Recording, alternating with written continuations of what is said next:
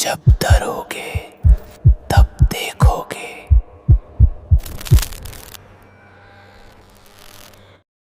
भारत की धरती पर खड़े कुछ स्मारक सिर्फ पत्थरों से नहीं बने होते, वे समय, सत्ता और बलिदान की यादों से बने होते हैं।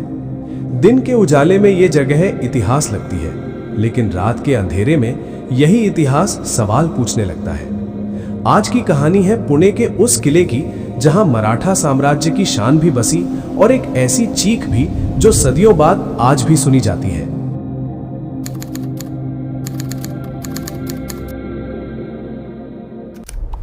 (1732) में पेशवा बाजीराव प्रथम द्वारा निर्मित शनिवारवाड़ा सिर्फ एक किला नहीं था, ये मराठा साम्राज्य की प्रशासनिक और राजनीतिक शक्ति का केंद्र था। इस किले ने वैभव देखा, विजय उत्सव देखे और सत्ता की वो राजनीति भी जहां रिश्तों से ज्यादा अहम होती है गद्दी। कभी यहाँ भव्य दरबार लगते थे, फव्वारों में संगीत बहता था और हर दीवार पर सत्ता की चमक थी। लेकिन इतिहास गवाह है, जहां शक्ति चरम पर होती है, वहीं से पतन की शुरुआत भी होती है।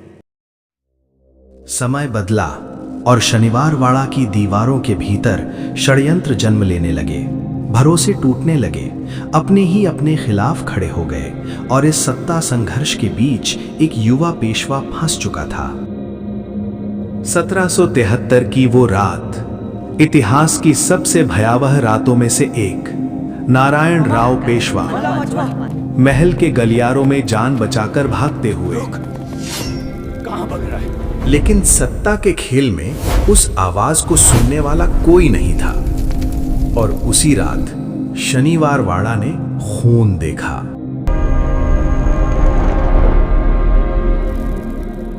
कहते हैं शरीर मर गया, लेकिन आवाज नहीं। एक ऐसी पुकार जो पत्थरों में बस गई। आज भी रात के सन्नाटे में वही शब्द दोहराए जाते हैं, काका मला वाचवा। 1828 में किले में भीषण आग लगी, महल नष्ट हो गया, वैभव राख बन गया, लेकिन रहस्य जिंदा रह गए। आज शनिवारवाड़ा एक ऐतिहासिक स्मारक है, लेकिन स्थानीय लोग, सुरक्षाकर्मी और कुछ पर्यटक एक बात पर सहमत हैं। कुछ रातें यहां सामान्य नहीं होती। कदमों की आवाजें, अचानक ठंडी हवा और वो जानी पहचानी पुकार, काका मला वाचवा। क्या ये किसी आत्मा की उपस्थिति है या फिर इतिहास की वो यादें जो समय के साथ भी खत्म नहीं होती? शायद कुछ जगहें घटनाओं को भूलती नहीं। ये कहानी नहीं थी, ये इतिहास था, और इतिहास कभी झूठ नहीं बोलता।